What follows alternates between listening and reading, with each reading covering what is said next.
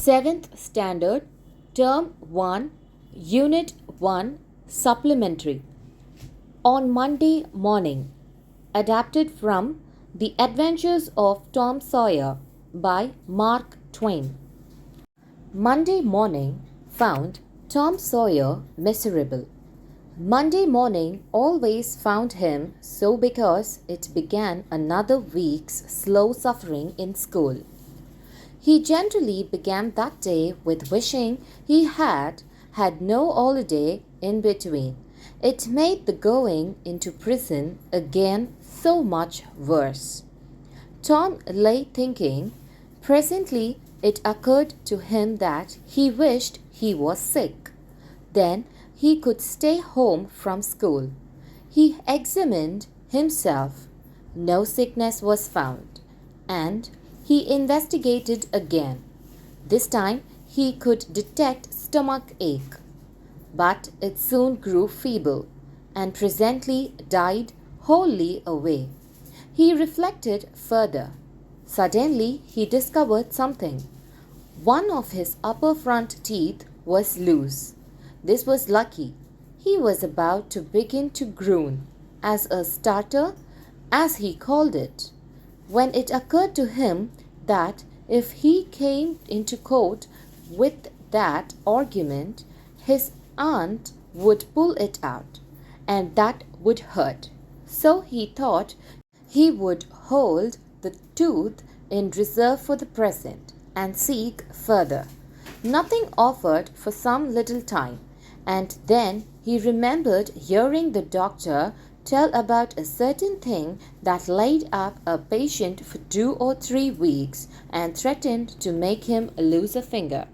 So the boy eagerly drew his sore toe from under the sheet and held it up for inspection.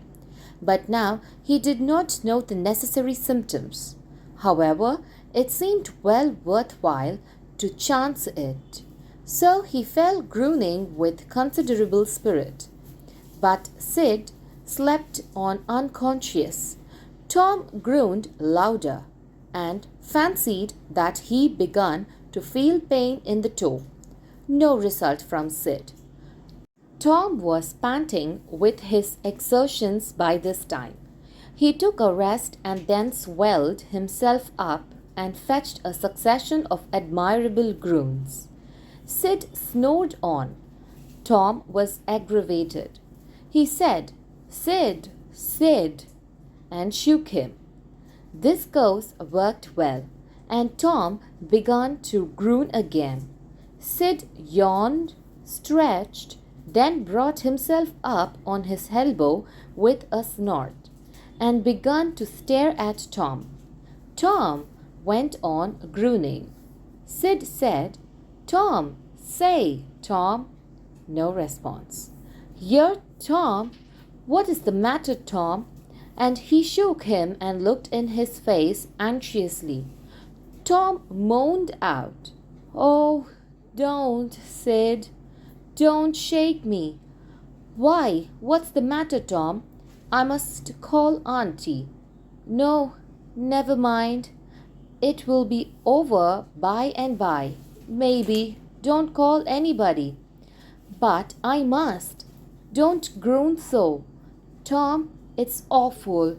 How long you been this way?" "Hours." "Ouch." "Oh, don't stir so, Sid. You will kill me." "Tom, why didn't you wake me sooner?" "Oh, Tom, don't. It makes my flesh crawl to hear you. What is the matter?"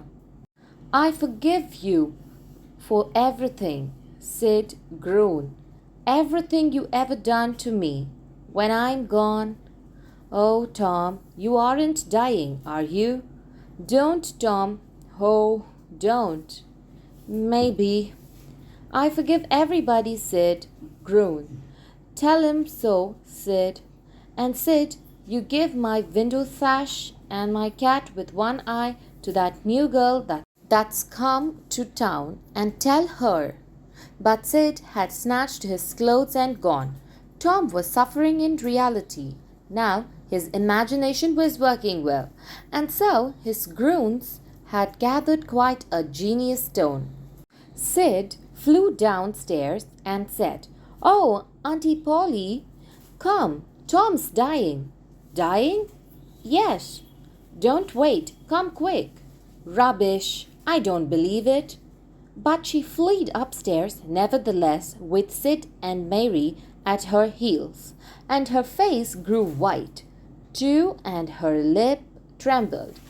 When she reached the bedside, she said, "You, Tom? Tom, what's the matter with you?" "Oh, Auntie, I'm—" "What's the matter with you? What is the matter with you, child?" "Oh, Auntie, my sore toes dying." The old lady sank down into a chair and laughed at him, then cried a little, then did both together. This made her feel better, and she said, "Tom, what a turn you did give me. Now you shut up that nonsense and climb out of this." The groans stopped and the pain vanished from toe. The boy felt a little foolish, and he said, "Aunt Polly, it seemed dying, and it hurt, so I never minded my tooth at all." "Your tooth? Indeed! What's the matter with your tooth?" "One of them is loose, and it aches perfectly awful." There, now, don't begin that groaning again. Open your mouth." "Well, your tooth is loose, but you're not going to die from that. Mary, get me a silk thread and a chunk of fire out of the kitchen." Tom said, "Oh, please, Auntie, don't pull it out. It won't hurt any more. I wish I may never stir if it does. Please don't, Auntie. I don't want to stay home from school."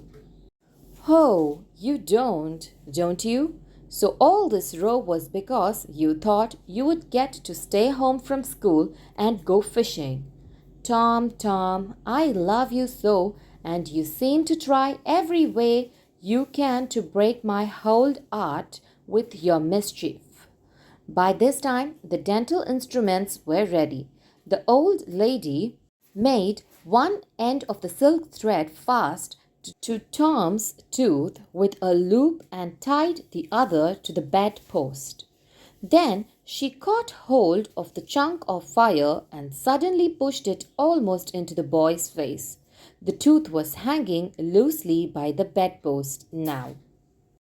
Glossary: panting, breathing quickly. Exertions, effort. Aggravated, irritated. Snort, a cry made to show unhappiness.